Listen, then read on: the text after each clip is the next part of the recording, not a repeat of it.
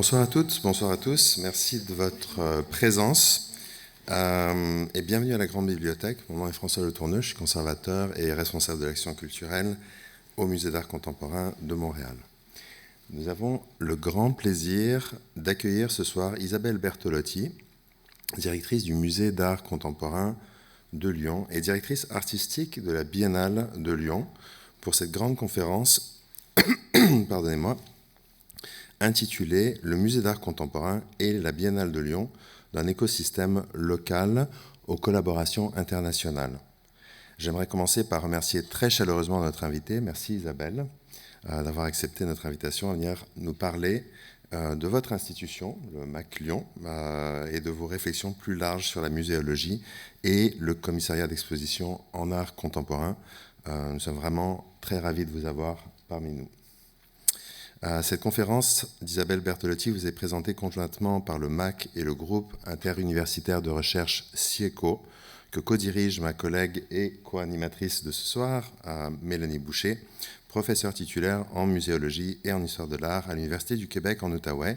Elle va vous parler davantage des activités du CIECO dans quelques instants. Un grand merci Mélanie, à toi aussi, d'avoir collaboré avec nous pour l'organisation de cette conférence. C'est vraiment toujours un plaisir de travailler avec vous. Cette invitation lancée à Isabelle Bertolotti s'inscrit dans un contexte bien particulier.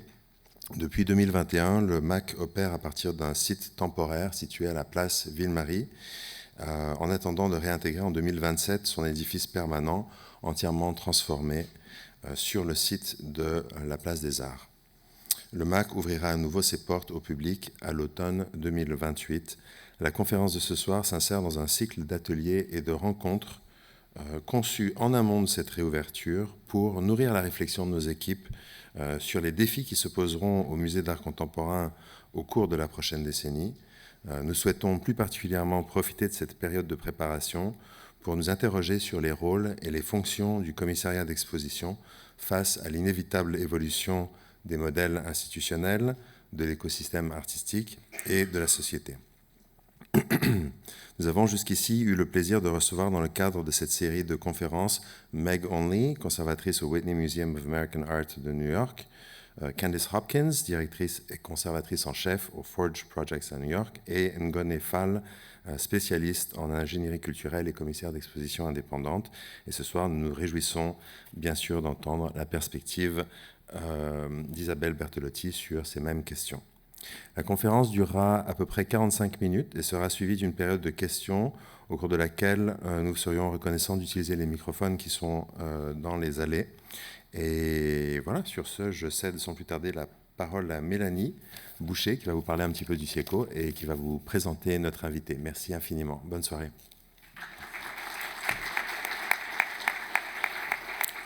Merci beaucoup, François.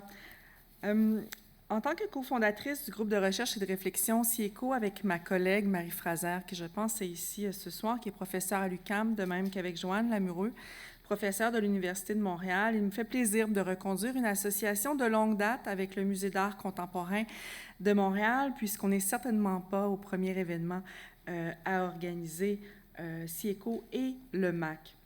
Un événement qui est organisé également en collaboration avec l'équipe Arts et Musées dans le cadre ici du partenariat sur les nouveaux usages des collections dans les musées d'art, qui est un projet qui est en cours jusqu'en 2028. CIECO réunit les principaux pôles de la muséologie francophone au Canada sur les nouveaux usages des collections et les musées d'art. Les trois universités qui sont à l'origine de ce groupe de recherche sont situés sur des territoires autochtones qui, à travers le temps, ont été occupés habités par plusieurs nations autochtones. Et il est donc, par conséquent, important pour CIECO de reconnaître cet historique de colonialisme et de favoriser et de reconnaître les savoirs et les cultures autochtones dans les travaux de recherche que nous poursuivons. Merci, Isabelle, d'avoir accepté si chaleureusement notre invitation Isabelle Bertolotti est directrice du Musée d'art contemporain de Lyon, directrice de la Biennale de Lyon. Elle est historienne de l'art, formée à l'Université Lyon 2 et à l'École du Louvre, et dirige donc le Musée d'art contemporain de Lyon, de même que la Biennale depuis un certain nombre d'années, 2018-2019, tout en ayant préalablement poursuivi des activités, en ayant dirigé le service des expositions de cette institution durant quelques décennies. Elle a également, depuis 2002, dirigé en codirection, après avoir cofondé les Rendez-vous Jeunes Créations Internationales, une manifestation consacrée à la scène émergente qui est aujourd'hui intégrée à la Biennale de Lyon. Les rendez-vous constituent un laboratoire curatorial qui va favoriser des formats d'exposition souples, collaboratives et transnationales et qui vont donner aux jeunes artistes de la scène émergente, régionale et internationale une visibilité exceptionnelle. Le parcours d'Isabelle Bertolotti se distingue par un engagement constant envers les pratiques émergentes et les explorations curatoriales. Cette attention aux formes expérimentales se prolonge dans une politique de collection qui est particulièrement innovante au MAC Lyon, point d'orgue de cette invitation d'abord, et qui va se traduire par l'acquisition, la conservation d'œuvres complexes, installation de grands formats, acquisition d'œuvres sous forme de protocole, par exemple, dont plusieurs ont été acquises après avoir été présentées dans le cadre de la Biennale de Lyon. Cette approche combinatoire du curatorial et du collectionné va impliquer l'établissement d'une relation que l'on doit tisser entre production des œuvres, mise à vue, préservation des œuvres, et cette relation ici mène à reconsidérer l'intérêt de la matérialité, on en parlait tout à l'heure, et de la fixité des œuvres au regard de leur variabilité et d'une co-création qui est intimement liée à leur contexte d'émergence. Dans une perspective de circulation des pratiques, Isabelle Bertolotti a orchestré l'exploration des rendez-vous, Jeunes Créations Internationales, vers plusieurs scènes extra-européennes, dont la Havane, Shanghai, en affirmant une conception décentrée de la scène artistique et une attention soutenue aux dynamiques locales. Cette approche de proximité et d'ouverture au monde résonne, nous l'aurons compris, avec les activités de réouverture qui ont été annoncées par le Musée d'art contemporain de Montréal et qui sont en cours depuis les derniers mois. Enfin, Isabelle Bertolotti est également commissaire indépendante, membre de l'Association des Biennales internationales, un réseau qui réfléchit aux mutations des structures événementielles dans un contexte de mondialisation critique. Son travail participe ainsi à redéfinir la Biennale comme plateforme de recherche, de coproduction et d'expérimentation. La conférence d'aujourd'hui porte sur la Biennale de Lyon. Isabelle, la parole est à vous. Encore un immense merci d'être avec nous ce soir.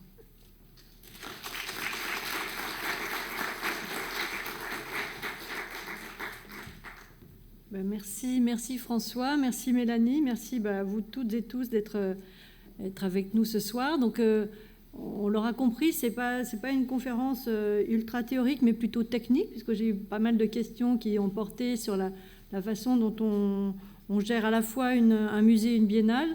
Et puis j'ai eu un petit peu peur tout à l'heure quand François a annoncé que le musée était fermé, parce que tu as dit MAC, et alors MAC, c'est nous, c'est le musée de Lyon. Alors je me suis dit, mince, ça y est, entre-temps, on a déjà fermé. Donc c'est assez drôle, on s'appelle pareil, donc je pense que c'était très bien qu'on se voit et qu'on fasse des choses ensemble. Alors, je vais essayer, parce que j'imagine bien que vous ne connaissez pas tous Lyon. Donc Lyon est une ville qui est j'allais dire au centre de la France, mais à peu près, puisqu'il est entre Paris et Marseille, à quasiment égale distance. Donc c'est une ville qui est une ville de cours d'eau, ce qui est assez important, on le verra pourquoi, et qui a cette forme en Y, qu'on verra ensuite. Pour moi, je reste persuadée que l'environnement joue énormément sur la création, que l'environnement influence, l'environnement au sens large, quand je dis environnement, c'est la géographie évidemment, le climat, l'histoire, les sociétés qui sont sur place, les personnes qui sont sur place, et donc tout ça pour moi fait un tout que je souhaite et que j'ai souhaité depuis de nombreuses années essayer de transmettre, ou en tout cas de transcrire dans la manière dont je conçois les expositions. ou en tout cas les projets que je monte, sachant qu'effectivement, je suis donc directrice du musée d'art contemporain de Lyon. Juste pour info, le musée, par rapport à la ville, par rapport au Y, que vous voyez, il est ici, juste à côté d'un parc, d'ailleurs que je vais vous montrer aussi, puisque là, le musée est là, inclus dans un ensemble qui a été construit par... cette partie blanche n'a pas été faite spécialement pour le musée. C'est un palais de la Foire qui a été détruit et dont on a gardé juste la façade de l'atrium. C'est important cette notion de palais de la Foire, on reviendra tout à l'heure dessus, parce qu'en fait, Renzo Piano, que vous connaissez certainement, ce grand architecte, a conçu un ensemble où sur cette partie en amont, on a des logements individuels et sur la partie ici, plutôt des bureaux, centres de congrès, cinéma, etc. Et donc, quand le bâtiment a été construit, vous voyez que la partie qui reste sur l'avant et la partie de l'atrium, et sur l'arrière, les débuts, on était tout seul, un petit peu sur cet ensemble vide. Et puis, petit à petit, les constructions se sont montées autour, ce qui nous a permis de nous inscrire petit à petit dans le paysage de la ville et d'avoir donc une relation toute particulière avec le parc, ce qui est important aussi pour nous, mais aussi avec la ville qui est un petit peu plus loin. Alors, par rapport à la Biennale d'art contemporain, je vais peut-être vous préciser une chose parce que c'est extrêmement important aussi. La conception de Renzo Piano a été faite de la manière suivante. Ce sont des étages qui peuvent être entièrement vides. Vous voyez que les murs sont tous des faux murs qu'on peut bouger, déplacer, et qui permettent donc de faire des œuvres exactement comme on veut, le nombre de pièces de salles qu'on veut, le nombre de la superficie des œuvres qu'on veut, le poids est extrêmement est possiblement très lourd, et on peut accrocher des choses très lourdes aussi au plafond, ce qui va offrir aux artistes un éventail de projets extrêmement large.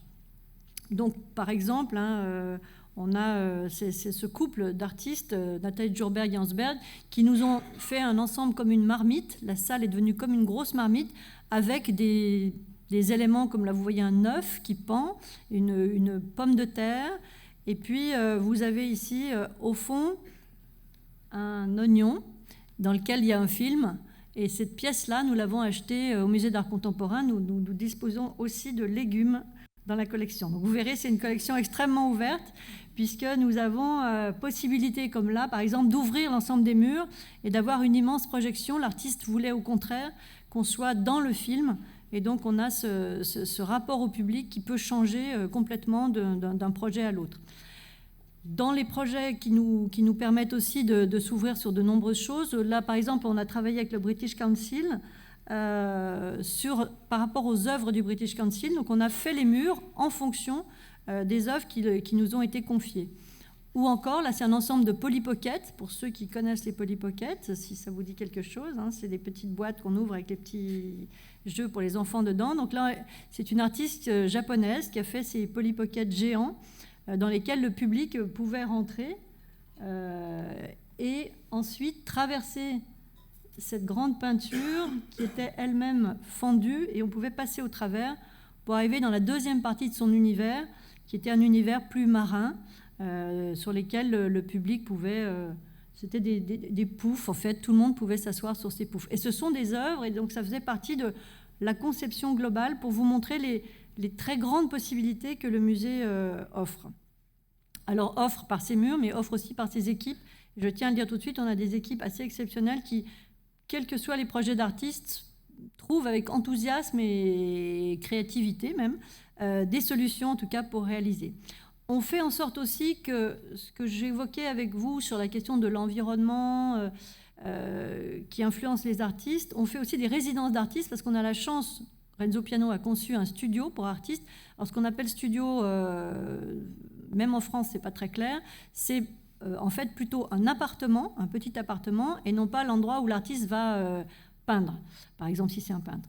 Donc dans la partie résidence, il peut y avoir des périodes où certaines salles étant non utilisées, l'artiste peut peindre. Donc là c'est l'exemple de Tamer Mejri, qui est un jeune Tunisien qui avait une pratique dans son garage à Tunis, faisait des tableaux de petit format, et en venant ici, les salles faisant presque 5 mètres de haut, il a eu la possibilité de s'exprimer de manière totalement différente et il a changé aussi dans sa pratique personnelle. Il a entamé des très très grandes peintures et on a un triptyque qu'on a acquis à l'issue de sa résidence qui est exceptionnel dans toute sa création, mais qui lui a ouvert aussi des possibilités en tout cas d'être remarqué pour ces peintures-là et de partir sur d'autres horizons. Alors, petit rappel, quand nous avons commencé, avant la construction de ce bâtiment que j'évoquais tout à l'heure, nous étions dans le Palais des Beaux-Arts, qui est au centre-ville, et nous avions juste quelques petites fenêtres qu'on avait bouchées pour avoir des salles à l'époque, c'était dans les années 80, c'est en 84, plutôt fermées, plutôt white cube si possible, mais en tout cas, ça ne favorisait pas la réalisation d'une biennale d'art contemporain. Au départ, la Biennale d'art contemporain, elle était réalisée par le musée aussi. C'était la même direction, c'est toujours d'ailleurs la même direction. Je suis directrice des deux. Mais en tout cas, on a maintenant 2 équipes. À l'époque, il y avait une équipe qui montait les projets. Et pour ce faire, comme on avait à disposition, ou en tout cas possiblement des bâtiments assez incroyables dans lesquels on pouvait faire des expositions, on avait cette immense halle qui était plutôt de halle à viande à l'époque, mais qui avait été faite par Tony Garnier, qui a beaucoup travaillé le béton et le métal, qui a donc cet immense espace qui a été mis à notre disposition à cette époque-là, qui permettait de faire ce que vous voyez par exemple là, mais aussi de montrer d'autres œuvres qu'on ne peut pas montrer ailleurs, que vous ne pouvez pas montrer dans un musée avec des petits escaliers, des planchers fragiles, etc. Là, on a carrément c'est un vrai rouleau compresseur qui est, dont le contrepoids est fait de l'autre côté pour qu'on puisse faire un manège. Donc c'est carrément, c'est un projet fou de Chris Burden, mais qui fait qu'on, sans problème, on peut faire ce genre de choses. Et à l'époque, j'étais assistante et j'ai peint le mât, c'était pour aider un peu l'équipe parce qu'on était en retard. Donc je me rappelle bien de cette pièce. Voilà, donc on avait déjà, dès le départ, quand j'ai commencé à travailler au musée, ça m'a tout de suite ouvert l'esprit sur la possibilité de faire des choses les plus incroyables possibles et surtout laisser aux artistes la possibilité de faire ce qu'ils voulaient. Quand j'ai pris la direction de la Biennale de Lyon, j'ai essayé d'amplifier la question de l'implication sur le territoire. Jusqu'à présent, il y avait des lieux un peu spécifiques. Un lieu spécifique, en dehors du musée d'art contemporain, il y avait en général 2 lieux. Mais là, j'ai souhaité que ça s'étende beaucoup plus sur le territoire et qu'on prenne en compte l'histoire. L'histoire de Lyon, alors quand j'invite une ou un commissaire ou un duo de commissaires, je pose comme condition de s'intéresser à ce qui s'est passé auparavant, mais jusqu'à maintenant, c'est-à-dire ça peut être de l'histoire contemporaine, de l'histoire ancienne. Lyon existe bien avant les Romains, c'est une ville gallo-romaine qui s'appelle Lugdunum dans sa version romaine, mais ça veut dire la colline du Lug, peut-être du Corbeau. En tout cas, il y avait des Celtes auparavant, donc on remonte encore à une période plus ancienne. Donc Lyon s'est développé et cette histoire qui se traduit dans ses murs, dans ses rivières, dans ses constructions, est extrêmement importante dans la façon aussi de percevoir le territoire. Et pour moi, c'est important. Et donc, si on remet le Y dans le bon sens, le musée est toujours en haut, pour l'instant, et on descend le long du fleuve. Ça, c'était par exemple la dernière commissaire qui était venue pour faire la Biennale de Lyon, avait remarqué cette omniprésence de l'eau et surtout une confluence, c'est-à-dire que c'est à cet endroit-là que se rejoignent 2 rivières, enfin un fleuve et une rivière, le Rhône qui vient de Suisse, du lac Léman, et puis la Saône qui vient de plus au nord, en tout cas en France. Et donc, cette question de se rejoindre, mais aussi de devoir traverser, a fait qu'elle a appelé sa dernière biennale les voies des fleuves, Crossing the Water.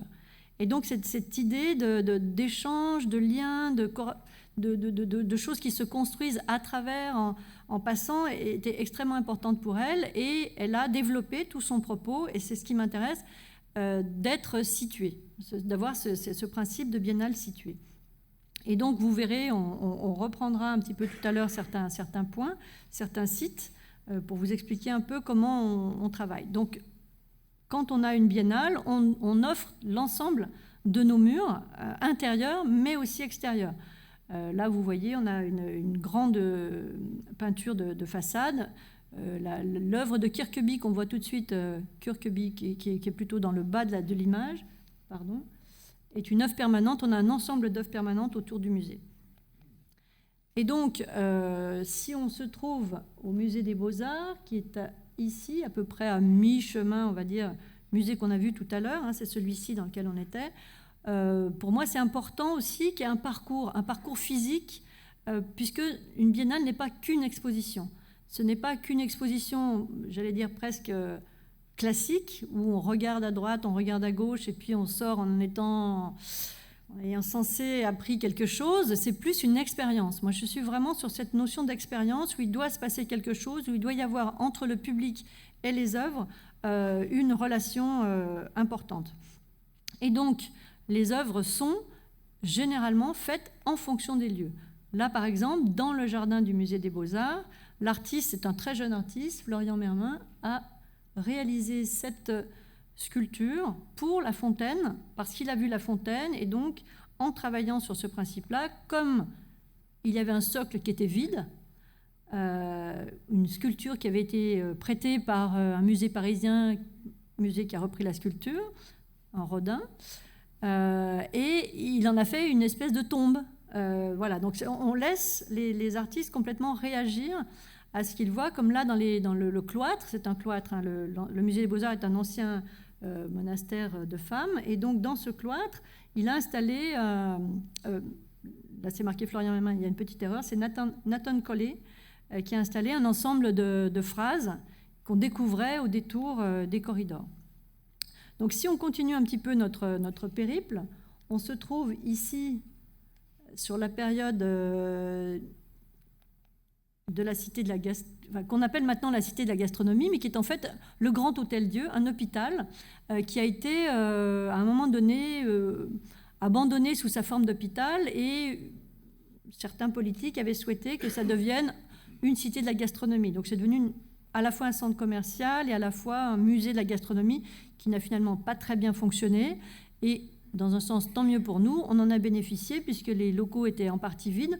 On nous les a prêtés, loués, un certain temps. Et donc, on a invité les artistes à s'imprégner des lieux et à se rappeler de choses qui s'étaient passées dans ces lieux-là. La façade que vous avez vue, une façade qui a été entièrement refaite par l'architecte Soufflot, qui est magnifique, avec des dômes dont le haut s'ouvrait c'était la période hygiéniste, pour que l'air avec tous les microbes s'envole. Donc là, il y avait une salle qui a été reconstituée au moment où la cité a été restaurée. Et donc l'artiste a décidé d'incorporer dans les boiseries, c'est une artiste qui vit dans la campagne à côté de Lyon, dont le mari est berger et qui vit complètement en dehors des circuits classiques, mais qui est photographe depuis des années. Elle fait aussi des films. Elle travaille beaucoup sur les questions vernaculaires, sur la relation entre la terre, les animaux, mais aussi la chasse, mais aussi la question du loup, hein, son mari est berger, avec une question assez importante en France. Et puis là, elle s'est rendue compte, en venant travailler ici, qu'il y avait son arrière-monde qu'elle pouvait voir à travers ces boiseries. Donc elle a développé dans ce projet-là. C'est un projet... Et puis d'autres artistes réagissent de manière différente. Guadalupe Maravilla, qui ici a montré un ensemble de hamacs qui s'élèvent dans ce dôme et qui redonne un côté assez chamanique à l'endroit, puisqu'il est venu faire des performances. Et lui, c'est plus cette question du soin qu'il a marqué dans cet endroit-là. Alors, si on continue notre descente vers le sud... on va aller tout de suite voir les grands locaux qui sont les lieux actuels, toujours le musée d'art contemporain, mais les lieux actuels où il y a toujours un grand lieu aussi de la Biennale de Lyon. Ce sont ces trois voûtes qui sont des locaux où on restaurait les locomotives. Donc ce sont des locaux qui appartenaient au chemin de fer français et qui sont immenses à l'intérieur et qui permettent de rentrer en direct, comme vous pouvez le voir, des camions entiers et donc de réaliser des œuvres sous une vingtaine de hauteurs de plafond. Et donc, comme vous allez le voir ici, on a laissé une grande liberté aux artistes. Et là, vous allez certainement reconnaître un... Alors, reconnaître, c'est difficile parce qu'il a fait une création originale, c'est Michel de Bruyn. Michel de Bruyn, quand il est venu, il n'avait pas du tout cette idée-là. C'était plutôt un passage avec des portes qui s'ouvraient d'un côté, de l'autre, etc. Et quand il a vu l'immensité, c'est vrai que c'était étrange. On avait peur que ça fasse même petit, même si la pièce était grande. Et puis tout d'un coup, il a vu ces fissures au plafond. Il a dit « Ah non, mais j'ai une autre idée, vous allez voir. Je vais mettre de la lumière autour et on verra. Vous allez voir ce que... » Moi, je me suis dit « Non, c'est impossible. C'est à 21 mètres de haut, on verra rien du tout. Et personne ne se rendra compte de rien. » Et en fait, c'était juste extraordinaire parce qu'on a une écriture qui est apparue comme quelque chose qui s'est inscrit au plafond. Et en fait, ces fissures et ces réparations étaient pour lui, répondaient à cet endroit où on réparait ces locomotives. Il avait vraiment compris tout cet ensemble-là et il nous l'a appris à nous, à voir autrement l'espace. Et c'était magnifique. Et je regrette, comme c'est pas à nous, malheureusement, on n'a pas pu garder l'œuvre, mais c'est vraiment dommage. Hans Schabus, par exemple, a fait ce grand tunnel en bois qui est juste soutenu par des petites tortues que vous verrez. C'est très simple, en fait. C'est des lattes de bois et ça a été un grand champ d'expérimentation, justement, ce passage entre les trois nefs, à la fois pour les enfants, bien sûr, mais aussi pour les adultes, est très instagrammable et énormément de photos de cet endroit où on avait une espèce d'impression de rayonnement autour. Donc ça, c'était assez chouette parce que c'était très, très beau à partir de planches qui étaient assez simples, en fait, mais à réaliser, c'était très beau. D'autres choses, on essaye à chaque fois de changer de lieu, on essaye à chaque fois d'avoir des lieux nouveaux, de remettre en avant aussi l'histoire de Lyon. Là, par exemple, c'est le musée Guimet. Le musée Guimet comme à Paris, le musée Guimet, c'est le même. C'est M. Guimet qui a quitté Lyon à un moment donné, qui est parti avec ses collections, qui est allé les mettre à Paris. Et puis, le lieu a été abandonné. Il a été temporairement une patinoire. À Lyon, il y a rarement des patinoires comme chez vous, il y en a plein. Ici, tout d'un coup, il y en a une quelques temps, mais très peu. Et puis, ensuite, il a été abandonné. Et donc, il était complètement à l'abandon quand on l'a découvert, parce qu'on fait beaucoup de recherches sur des bâtiments disponibles. Il y avait des énormes champignons quand je suis entrée dedans la première fois, mais quand je dis énorme, c'est comme ça. Et des morceaux de plafond qui étaient tombés. Et finalement, on a nettoyé, restauré pour obtenir à peu près quelque chose qui fait que les artistes, quand ils sont rentrés, s'en sont complètement emparés en disant, là, c'est Hugo Schiavi, qui est sur la partie basse, Lucille Boiron sur la partie haute. Et pour eux, c'était comme des évidences, c'est-à-dire soit intervenir dans les anciennes vitrines, soit créer d'autres vitrines, mais qui seraient des vitrines d'un monde futur, où les plantes auraient repris le dessus et il n'y aurait que quelques fragments de notre présence dans cet endroit. Et peut-être c'était en tout cas de l'anticipation, puisque le musée a refermé après nous, et pour l'instant, il n'y a rien. Peut-être les champignons ont repoussé même. Donc, Luc Dunhomme, je vous en ai parlé tout à l'heure, c'est le nom donc, de la colline, de cette colline-là, et qui est une colline où il y a un grand amphithéâtre romain, et qui est donc assez visité pour son archéologie, mais dans lequel on a souhaité intervenir parce que ce va-et-vient entre le passé et le présent, pour moi, est important, puisque de toute façon, alors j'ai une formation d'archéologue aussi au départ, et donc pour moi, l'archéologie, c'est l'instant forcément présent, mais dans le passé. Et donc on essaye de savoir ce qui s'est passé, d'imaginer des choses, de comprendre des choses à partir d'objets, à partir de choses du quotidien aussi. Et c'est la vie de ces gens-là qui est mise en avant. Et pour moi, c'est extrêmement important que les artistes aussi s'en emparent. Et donc là, on va le voir, on a un artiste, Kim Simonson, qui a mis un petit peu de partout à l'intérieur ces petits personnages qui se sont infiltrés discrètement sur tout le parcours. Et puis, il y a eu d'autres interventions d'artistes tout au long du parcours de ce musée-là. Mais en tout cas, ce qui était au départ étrange est devenu une confrontation qui n'était pas si confrontation au sens quelque chose contre quelque chose, mais bien une espèce d'osmose d'objets qui, si ça se trouve, dans une cinquantaine ou une centaine d'années, paraîtront aussi anciens les uns que les autres. Et moi, ça m'intéressait justement de relativiser ce qu'on appelle toujours contemporain. Idem, nous avons eu le musée d'histoire de la ville, qui est un musée médiéval, enfin en tout cas d'une architecture médiévale, qui a souhaité, on est assez sollicité par des lieux qui ont envie aussi qu'on vienne un petit peu les titiller, je ne sais pas si ça se dit comme ça en canadien, mais on peut les bouger, un peu les secouer, et leur permettre de voir leur collection autrement. Et là, on a un artiste qui est Léo Fourdrinier, qui a réalisé des sculptures qui ont jalonné l'ensemble de leur collection.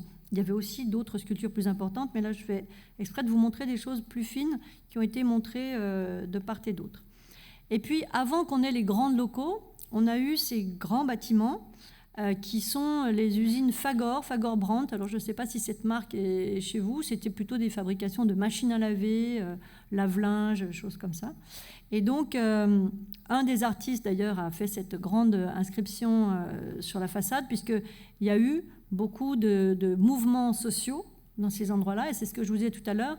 L'histoire, la géographie, mais aussi la société m'importe. Et donc, ces mouvements sociaux sont aussi importants. Alors, il en a reparlé. Je ne vous ai pas mis la photo, mais il y a eu un truc très bizarre qui s'est passé, Warm in Your Memory, et il y a eu un bus de Genevois qui sont venus, de collectionneurs genevois qui sont venus voir l'exposition, qui se sont garés juste devant Memory, devant le M de Memory. Et au moment où ils sont descendus, le bus a brûlé. Alors le Warm in Your Memory, je pense que c'est resté très warm chez eux. Il y a eu comme un truc un peu étrange, mais enfin bon, ça n'a pas tout brûlé, ça s'est éteint assez vite, mais quand même.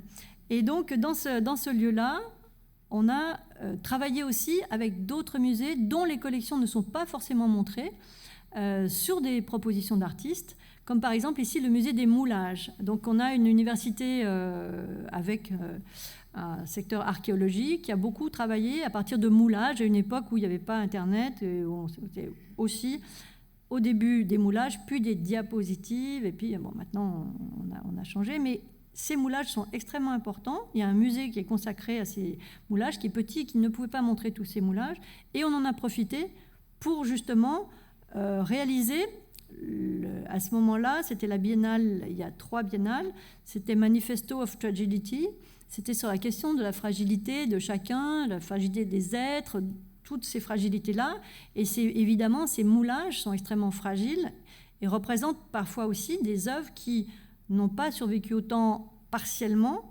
Il manque des bras, il manque des choses sur ces sculptures. Et c'était important aussi de parler de cette fragilité qui pourtant est une fragilité qui dure. En tout cas, ils sont quand même témoins de ce temps-là, malgré leur fragilité. Alors dans ce type d'œuvre que je voulais évoquer avec vous, sur ces œuvres monumentales, on a par exemple Hans Op de Beeck, qui est un artiste qui généralement et habituellement fait des sculptures dans ce ton grisé, plutôt des sculptures, des environnements grands, mais pas forcément immenses. Et là, on lui a entièrement offert une halle entière. Et donc, grâce à l'ensemble de la communauté avec qui on essaye justement d'avoir des contacts, on a demandé à chacun d'amener des objets pour former ce qu'il avait, lui, imaginé comme une espèce de camp avec des... Bon, il y a des caravanes, il y a des voitures, des motos, comme si tout d'un coup, il s'était passé quelque chose et qu'il n'y avait plus que de la cendre au-dessus de cet ensemble et que les gens étaient partis précipitamment. Et la couleur ne serait amenée que par les visiteurs. Donc c'est assez étonnant quand on déambulait dans cet ensemble. Là, on va à 100 visiteurs, par exemple. On a un petit peu cette impression de presque de tout est gelé. Et je ne l'ai pas fait exprès parce que c'était la période où il fait un peu froid chez vous, hein, mais ça m'y a fait penser quand même. Et là, on s'est trouvé avec donc un ensemble de choses où chacun a amené des objets de chez lui pour contribuer à cette installation géante. Dans le style installation géante aussi, Stéphane Tidet a fait une immense, alors là on s'en rend peut-être un petit peu mieux compte, une immense zone de dunes qui en fait est un ensemble de terre recouverte d'un petit sable blanc. Et en fait, on a, avec une grue, posé la moto dessus, mais aussi le motard qui a fait ce cercle. Donc ça a été réellement fait. Et ensuite, on a calé avec, pareil, la grue qui a ramené le motard ensuite. Donc, pour économiser, parce qu'on a aussi tout un programme d'éco-responsabilité de la terre, en fait, dessous, il y a des choses qui remplissent, mais il n'y a pas que de la terre. En dehors des lieux dans lesquels on va, il y a aussi l'espace public. Les lieux que vous avez vus sont des espaces accessibles avec un billet, un ticket. Et par contre, on souhaite aussi, dans le parcours qu'on fait dans la ville, être en contact direct avec la population et avec des gens qui n'ont pas forcément un lien spécifique avec l'art contemporain, qui n'y pensent pas forcément. C'est pas qu'ils n'aiment pas, mais en tout cas, c'est vrai que ça ne leur vient pas à l'esprit non plus. Et donc, on a travaillé avec les services de métro qui nous ont proposé des ensembles de vitrines dans les parcours où on rentrait dans les métros, qui étaient vides et dans lesquels on a pu installer des œuvres. Là, c'est un artiste français qui évoque la question du transgenre, puisqu'il était fille, il est devenu homme, mais avec beaucoup de difficultés parce que sa famille l'a rejeté, et il a beaucoup travaillé sur la question de la nature. Il s'est beaucoup tourné vers la nature qui, pour lui, l'a un peu sauvé entre la nature et les animaux. Et donc, il est très dans cette mouvance de travail autour des animaux, de la transformation et de la nature. Un artiste dont on a d'ailleurs fait une exposition monographique à l'issue de cette biennale. Pareil sur des parkings de voitures, on a aussi fait intervenir des artistes. Il faut savoir que Lyon a une grande tradition d'intervention artistique dans les parkings en sous-sol. Il y a eu des œuvres très importantes de Daniel Buren, par exemple, qui existent de manière permanente. Mais là, sur certaines zones, on peut intervenir de manière temporelle. Par exemple, ici, une œuvre d'Aurélie Pétrel, qui est une artiste de la région aussi de Lyon, et qui est intervenue à partir c'était la période où il y avait Sam Bardawil et une question autour du Liban. Elle avait trouvé lors d'une résidence au Liban un livre, et donc elle a fait cette espèce de ce diary, en fait, autour de cette question-là, imprimé sur des vitres. Et puis d'autres lieux qu'on fait en extérieur aussi, qui sont temporaires, là également. C'est un grand dôme de Buckminster Fuller, avec à l'intérieur les bols de Céleste Boursier-Mougenot qui flottent et qui de temps en temps se rencontrent, se tapent, en faisant un bruit très cristallin, très beau. Et donc c'est une œuvre très méditative qui était accessible au public gratuitement dans la ville. D'autres œuvres qui ont été Lassette Choi, qui a fait cet arbre superbe qui est en extérieur et qui est resté. C'est une des rares œuvres qui soit restée après la Biennale. Généralement, les œuvres repartent ou sont achetées par d'autres ou ailleurs, mais en extérieur, je parle en extérieur. Là, beaucoup d'œuvres, ensuite, sont achetées par le musée. Alors, j'ai pris l'exemple de cette œuvre-là, parce que pour moi, elle résume beaucoup. Elle est, on va dire, pour moi, parfaite dans ce qu'elle est dans cette conception-là. C'est une jeune artiste qui s'appelle Mona Cara, qui est une jeune Française, qui a décidé de raconter à travers une tapisserie.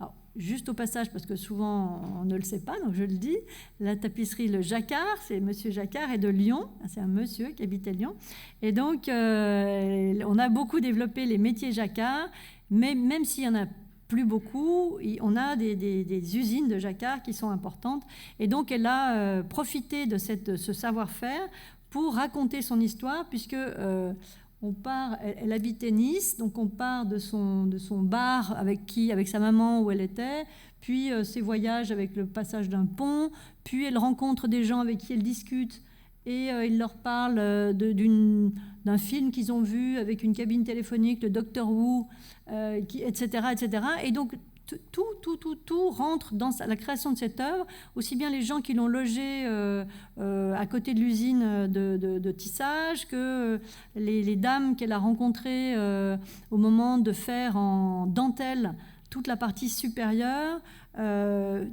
Toute la région a été impliquée dans cette œuvre.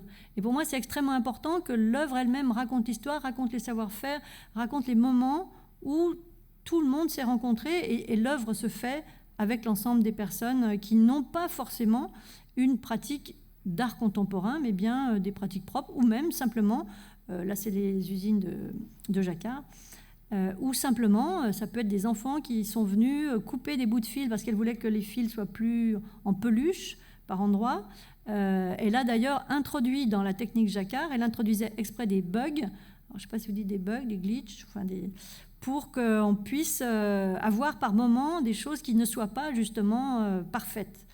Et donc cette œuvre a été ensuite achetée par le Musée d'art contemporain, qu'on a placé à l'endroit où vous avez vu tout à l'heure l'état-ménagerie, temporairement, puisqu'on n'a jamais d'exposition permanente, on n'a pas assez de place, et c'est certaines œuvres tenant toute la place, comme vous le voyez, on essaye de faire tourner le plus possible les œuvres. D'ailleurs, dans le même espace, Eva Fabregas avait fait un ensemble d'œuvres comme ça sur les Fagor, les usines Fagor que vous avez vues, une dizaine de pièces comme ça, et le musée en a acheté 3, donc on en a positionné une. Alors, pour revenir sur les pièces acquises par le musée, à l'issue des biennales, il y a par exemple celle-ci, celle de Jean-Luc Parent, qui est un monsieur qui au départ a commencé à faire des boules, un petit tas de boules, puis après il a décidé de faire les portraits de ces boules, puis après des plaques un petit peu en 2D de ces boules, puis au sol même chose mais d'une autre manière, et puis au plafond des gravures avec des textes de ces boules, et petit à petit ça s'appelle éboulement, et il a dit mais je continuerai jusqu'à ma mort. Et donc, il est mort. Et donc, c'est l'œuvre qu'on a finalement maintenant au musée, mais qui s'est arrêtée à un moment donné puisque l'artiste a disparu. Donc, on a aussi, qu'on évoquera peut-être dans nos discussions sur le protocole aussi, ces œuvres qui sont évolutives, mais volontairement évolutives, puisqu'on est d'accord pour que ça se passe de cette manière-là. Par exemple, Mathieu Briand, qui est un artiste aussi français, qui a longtemps vécu en Australie et qui maintenant est revenu en France, et qui permettait au public, et vous voyez aussi dans mes choix d'œuvres, ces œuvres participatives, où là, le public est amené à faire du trampoline, et il est filmé avec des caméras qui ont un recul, qui décale le temps entre le moment où on saute et où on se voit, et donc on a cette sensation étrange que c'est pas nous et on n'est plus dans la temporalité actuelle. Je vais passer sur un ensemble d'œuvres qui se déploient dans l'espace. Celle-ci par exemple, Hicham Berrada, qui est de nuit, mais on reconstitue la nuit pour faire pousser ces jasmins qui sentent, qui se fleurissent que la nuit, et qui ne dégagent un musc que la nuit. Et donc, les espaces d'exposition sont transformés en nuit pour qu'on puisse voir ces fleurs, apercevoir ces fleurs et surtout sentir cette odeur. Donc aussi, la question de l'odorat, la question du toucher, la question où le public bouge, saute. Après, on a aussi des grandes œuvres de Alex Dacorté. Ça, c'était la série Bleue. Et celle-ci où, par exemple, chaque visiteur qui s'approche, son téléphone est capté et des noyaux de cerises tombent sur les drums qui sont ici et font une musique, et plus il y a du monde, plus ça tombe. C'est assez compliqué s'il faut avoir beaucoup de noyaux de cerises. Et ici, une œuvre de Rebecca Ackroyd qui a reconstitué comme un crash d'avion, où on a cette impression justement de zone de crime presque, où on a ces questionnements sur la question de la conservation des œuvres aussi, parce que c'est une pièce qui est extrêmement fragile à conserver. Un autre artiste qui a fait ces grandes sculptures en polystyrène qui font 11 mètres de haut.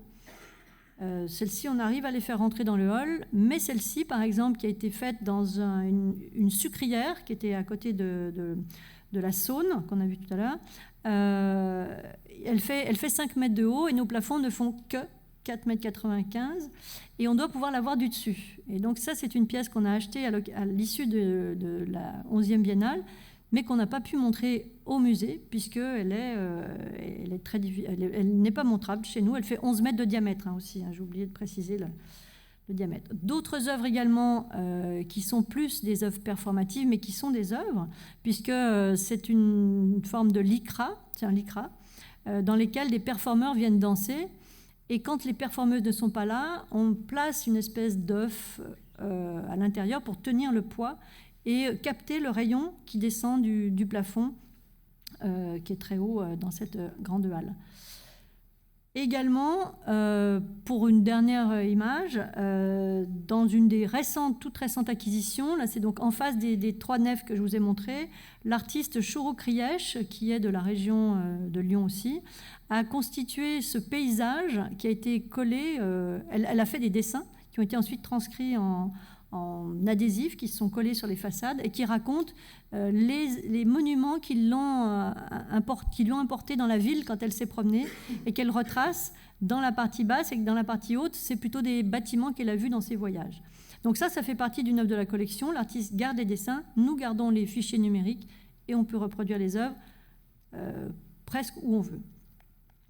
J'évoquerai en fin parce que là je crois qu'on arrive presque sur mon timing, sur celui qui m'a été donné, sur l'Institut d'art contemporain, qui est un des lieux de la Biennale et qui est, comme vous l'avez évoqué tout à l'heure, un lieu consacré à la jeune création.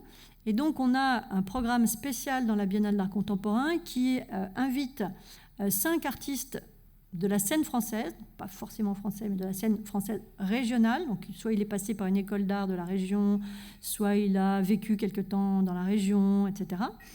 Et 5 artistes étrangers à la région qui sont suggérés par des commissaires internationaux, de biennales si possible. Et donc, ces 5 artistes étrangers et 5 locaux, plus ou moins, se rencontrent, et surtout les commissaires aussi se rencontrent, et on rencontre les commissaires, et c'est l'occasion d'une espèce de résidence tous ensemble, où on commence aussi à tisser d'autres liens, et donc on était bien sur la région, mais en ayant invité aussi des scènes extérieures, et puis on essaye aussi, à travers la jeune création, de tisser des liens. Vous avez vu tout à l'heure la question du British Council, je l'ai évoqué avec vous, c'est issu d'une relation qu'on a eue avec Singapour, puisque l'année de biennale, ça se passe ici, et l'année interbiennale se passait, puisque malheureusement on n'a plus les fonds pour le faire actuellement, se passait à l'international, d'où les voyages où on emmenait tous ces artistes-là au Cap, en Afrique du Sud, à Cuba, à Shanghai, à Pékin, à Moscou, etc., etc. Donc ça permettait de les mettre dans d'autres situations et de faire un pas de côté sur tout ce que j'ai dit tout à l'heure sur la question de la situation des œuvres situées, mais de voir aussi comment elles se désitualisent et comment elles sont perçues par d'autres personnes qui ont d'autres pratiques, d'autres façons de voir les expositions. Et c'est aussi important de mettre sur d'autres scènes des artistes qui n'ont pas forcément l'habitude, parce que c'est des jeunes artistes, pardon, j'avais des images, Olivier Grosse-Tête, Le Cap, en Afrique du Sud, mais aussi Singapour, ici, avec des artistes. Là, par exemple, lui, il faisait c'est une espèce d'enduit pour rendre une maison plus étanche. Cet enduit-là n'existe pas à Singapour. Donc il a fallu complètement repenser l'œuvre. On lui a donné un matériau qui pensait être le même et qui ne tenait pas, qui tombait en permanence. Donc ça, c'est des expériences qui montrent qu'on n'a pas forcément les mêmes matériaux, pas forcément les mêmes cultures, pas forcément les mêmes façons de travailler. Et rien que ça, ce contact qu'il a eu avec toutes ces personnes était extrêmement intéressant dans la discussion qu'on a eue. Là, par exemple, le CAFA à Shanghai, mais là ça a été encore plus drôle puisque les œuvres ne sont jamais arrivées, soyons clairs. On avait envoyé un container et il n'est pas arrivé pour l'expo. Il a fallu en 5 jours qu'on emmène tous les artistes aidés par l'école, parce que c'est aussi une école, c'est un musée et une école, à trouver des matériaux, à réimaginer une exposition, et on l'a fait. Et donc on était très contents d'arriver, par exemple, un des artistes, bon là on est tous, mais un des artistes a trouvé la fabrique des œuvres de Ai Weiwei, qui fabrique des gros gonflables pour Ai Weiwei, et il a trouvé ce grand dragon, et il s'est dit, si je coince le dragon dans la tête dans l'escalier, est-ce que c'est pas aussi, le dragon représentant l'Empire chinois, est-ce que c'est pas aussi une démarche un peu étrange, est-ce qu'il n'est pas coincé un peu quand même dans toutes ces architectures-là et tout ça? Et donc on s'est dit, bon, ça va pas être trop perçu, ça va aller, ça va passer. C'est passé très bien, ils ont acheté l'œuvre. Même à l'issue de l'exposition, on était très contents. Et lui aussi, surtout l'artiste, c'était très chouette. Et par exemple ici, avec une artiste française, mais qui était d'origine cubaine, et c'était vraiment très chouette de retrouver les fèves de cacao qu'elle a fait en géant, de retrouver avec elle, de retrouver ses origines et d'avoir des relations avec toutes les personnes qui étaient venues pour la voir aussi. Donc c'était vraiment des moments importants qui, pour moi, font partie vraiment de la chose. Et donc, comme je dépasse de 1 minute, je vais vous faire un tout petit dévoilement de ce qui va se passer pour la prochaine biennale. J'ai invité donc Christine Nichols, qui est une commissaire qui est actuellement à Berlin, mais qui est d'origine australienne, à venir à Lyon et de faire, de par ses origines, un focus. J'essaye à chaque fois qu'il y a un focus sur des scènes un peu spécifiques, un focus partiel, pas total, mais partiel, qui a au moins un certain nombre d'artistes représentés. Donc ici, sur l'Australie, l'Océanie au sens plus large, c'est-à-dire Nouvelle-Zélande, Tasmanie, etc. Mais en même temps, de s'intéresser forcément à la vie locale et à ce que je vous ai expliqué tout à l'heure. Donc elle a parcouru Lyon et elle s'est rendue compte que dans Lyon, il y avait ces fameux passages qu'on appelle des traboules. Et ces traboules, ça vient du latin transambulare, c'est-à-dire avancer à travers, passer à travers, la question du passage, qui permettait aux canuts, c'est-à-dire les ouvriers de la soie qui travaillaient à partir des machines qu'on a évoquées tout à l'heure, mais en tout cas qui faisaient les rouleaux de soie et qui les descendaient aux soyeux pour qu'elles ne prennent pas trop la pluie. Ils passaient à l'intérieur des immeubles où il y avait des passages qui permettaient de descendre du haut de la colline jusqu'en bas vers le fleuve.